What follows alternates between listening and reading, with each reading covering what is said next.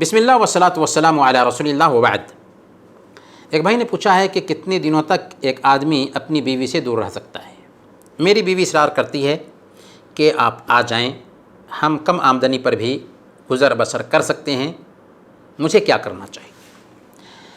سب سے پہلے ہم یہ عرض کریں گے کہ شوہر کے لیے جائز ہے کہ کام کرنے کے لیے یا تعلیم حاصل کرنے کے لیے یا کسی دوسرے مقصد کے تحت اپنی بیوی سے دوری اختیار کرے، جس کی مدت 6 مہینہ ہے، اور بعض علماء نے 4 مہینہ کی تحدید کی ہے۔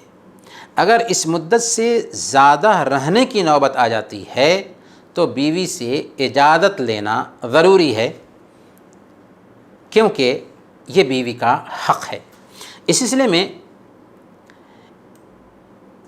شیخ ابن عثیمین رحمۃ اللہ علیہ نے اصولی بات عرض کر دی ہے۔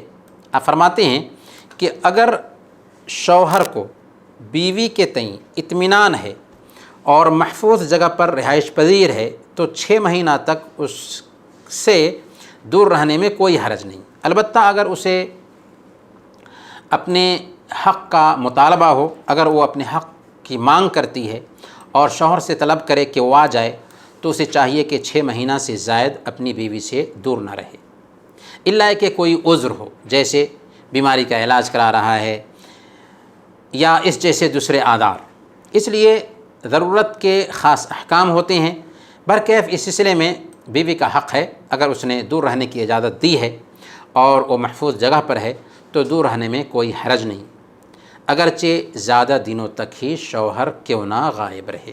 یہ فتویٰ ہے شیخ ابن عثیمین رحمۃ اللہ علیہ کا فتاوی العلماء فی عشرۃ النساء میں۔ ظاہر ہے کہ ہر آدمی کی معاشی حالت ایک طرح کی نہیں ہوتی، اس لیے اس کو باہر جانے کی ضرورت پیش آتی ہے۔ اس لیے اگر بیوی کی اجازت ہے تو وہ باہر رہ سکتا ہے۔ البتہ ایک انسان کو دنیا پرست نہیں بننا چاہیے، مادہ پرست نہیں بننا چاہیے۔ جب بھی موقع ملے اسے اپنے گھر جانا چاہیے۔ خاص طور پر ان دنوں میں کرونا وائرس کی وجہ سے بہت سارے بھائی اپنے گھر نہیں جا سکے ہیں، کیونکہ یہاں پر عذر پایا جاتا ہے اور عذر کے احکام الگ ہوتے ہیں۔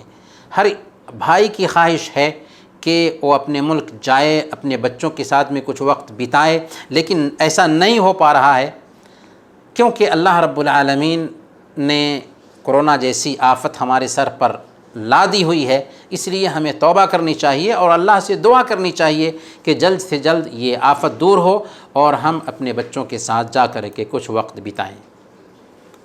اب رہی یہ بات کہ اگر بیوی کا اصرار ہے کہ آپ کویت چھوڑ کر اپنے ملک چلے جائیں تو آپ کو ضرور اس مسئلے پہ غور کرنا چاہیے، کیونکہ پیسہ ہی سب کچھ نہیں ہوتا ہے، عزت بھی بہت بڑی چیز ہے۔